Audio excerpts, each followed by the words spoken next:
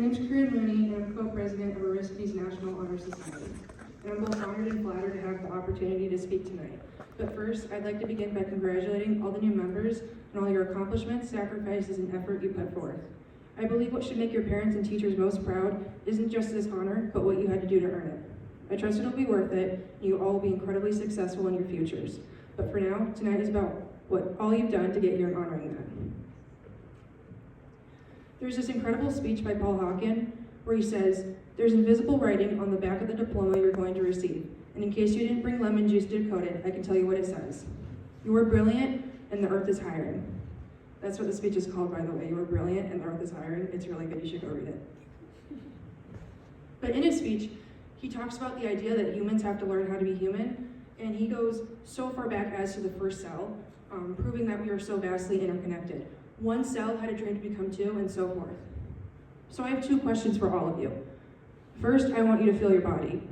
Like, take a moment, actually feel your body and recognize your physical presence, because within you, an uncountable amount of activities are going on simultaneously, and your body does this so effortlessly, so flawlessly, you are free to ignore it and instead wonder when the ceremony will end. That feeling itself is life. Second question, who's in charge of your body? Who's orchestrating all your molecules and all that motion? If you're not consciously running your body, then who is? Life is creating the conditions that allow life to thrive within you and throughout nature. I want you to imagine that collectively, humanity is coming together and awakening to that same wisdom and coming together and healing the insults and wounds of the past. We're basically doing what life does itself. Fix what's broken and keep everything moving forward. So when you take a minute to actually feel your body, you realize something. I talk about this because I'd like to recognize that we are all still learning. Even if you aren't aware, your body is constantly trying to keep you alive. And some of us make that very difficult with energy drinks and all-nighters. But that's kind of the point, we're still learning. So when you ask who's in charge, the truth is no one. Nobody's in charge. Your body depends on millions of parts working together to keep going, and it represents humanity. To the new members, I'd like to make note that your grades aren't the only reason you're sitting here tonight. Your achievements in the 4 pillars are, and tonight I get to address 2. Scholarship and service. Scholarship isn't just straight A's or getting on the honor roll.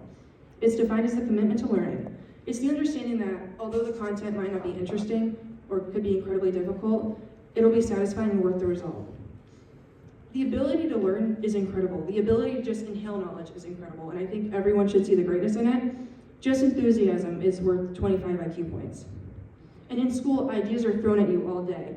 But in the real world, you get the choice to find what you want to learn, and you have to find that motivation to do it. And I think if you indulge your natural curiosity and retain a sense of fun in new experiences, I think you'll find it sort of functions as a shock absorber for the bumpy road ahead.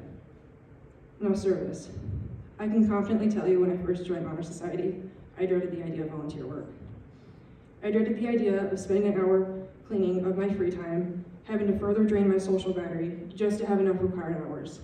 I thought of it as really inconvenient, and I'm sure my peers did too, and even maybe the new members sitting here tonight. But I found that service goes beyond that after you finish the task, when you can look around and see who you helped, and realize you did something worthwhile. I want to go back in history for a minute. The 18th century in America, abolitionists were the first people to really speak out against something so normal for its time, slavery. And at that time, 3 out of 4 people were enslaved. And abolitionists were ridiculed. They were told protesting against slavery would ruin the American economy and ruin America as a whole. But yet they put forth so much effort, they were able to cause an entire war and end slavery. They didn't know this would be worth something. They didn't know all this effort would actually do something, but yet they did it anyway, and it worked. John Donne once quoted, "No man is an island entire of himself." We all have to coexist on Earth together, so we might as well help our fellow men in some way. So with that, I encourage all of you to go above and beyond with your learning and service, whether in Honor Society or not. Life for everyone is all about perseverance and discipline. And the only way to achieve your purpose is by making small actions every day.